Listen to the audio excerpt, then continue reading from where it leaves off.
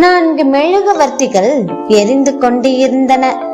மெலிதாய் காற்று வீசிக்கொண்டு இருந்தது. காற்றை கண்டதும் அமைதி என்ற முதல் மெழுகுவர்த்தி, ஐயோ காற்று வீசுகின்றது, நான் அணைந்து விடுவேன் என்று பலவீனமாக சொன்னது. காற்று பட்டதும் அணைந்தும் விட்டது.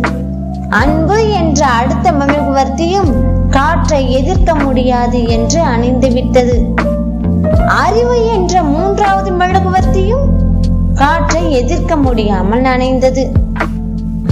4வது மெழுகுவர்த்தி மட்டும் காற்று வீச சில நொடிகள் போராடி ஜெயித்து விட்டது. அப்போது அந்த அறையில் ஒரு சிறுவன் நுழைந்தான்.